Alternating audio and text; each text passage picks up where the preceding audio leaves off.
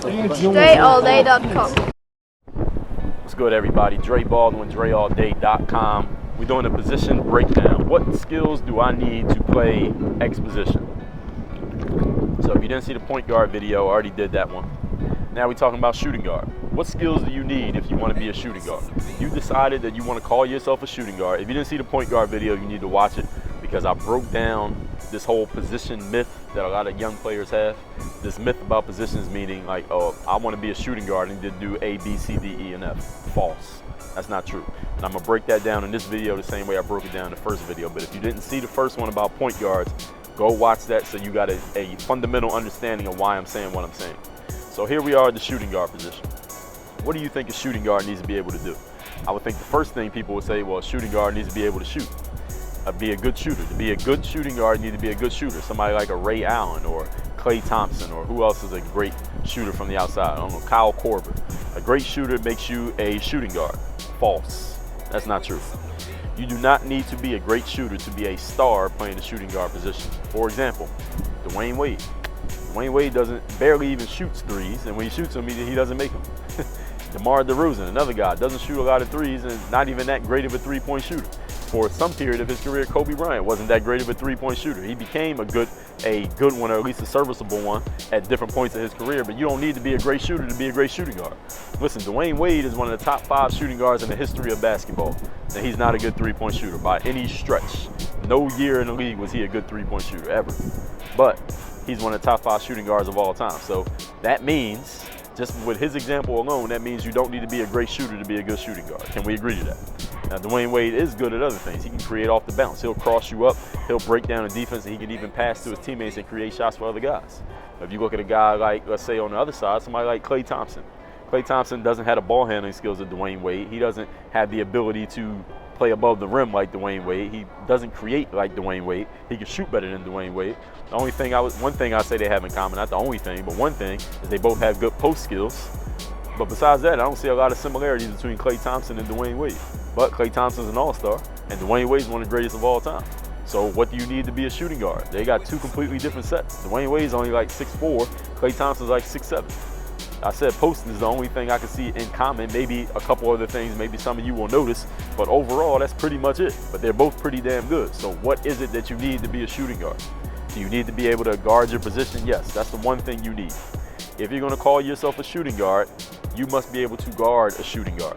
I touched on this in the previous video. I didn't go into depth about the point guard position. If you want to call yourself a point guard, you must be able to guard the opposing team's point guard all game with no help.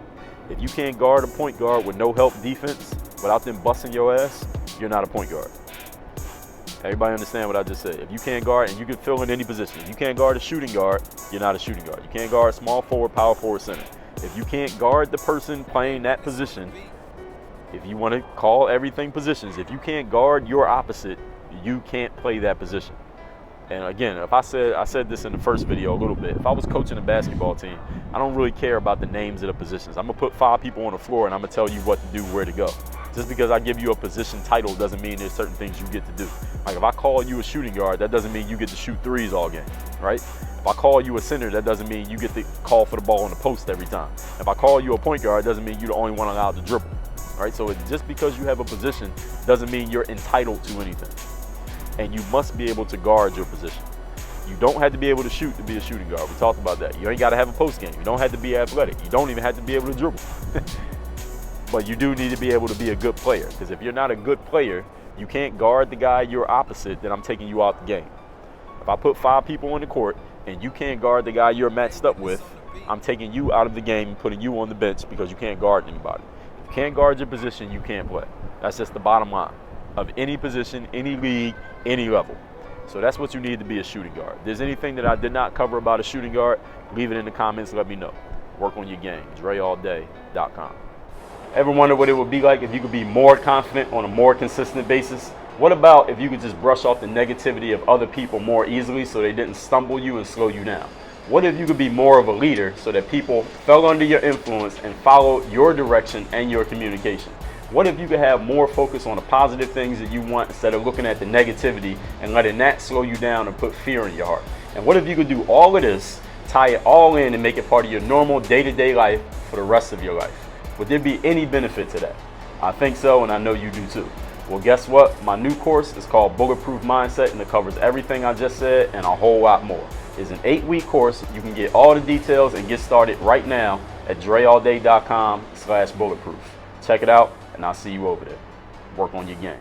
If you're on Snapchat, hit me on the Snap. My Snap name is @Dre Baldwin. You already know how that works. And I got a podcast, if you didn't know. It is called Work on Your Game. It is an everyday podcast where I talk about getting yourself into the right mindset, that bulletproof mindset. Getting yourself seen, heard, known. Getting the exposure you want and making things happen in your life instead of waiting for things to happen to or for you. Subscribe to that podcast. We're on iTunes, SoundCloud, and Stitcher. Make sure you check it every single day. Make sure you're subscribed so you catch the heat. Work on your game. Dre Ball, Dre Ball, Dre Ball. I feel like Dre Ball, Dre Ball, Dre Ball. I feel like Dre Ball, Dre Ball. I'm ballin'. I feel like Dre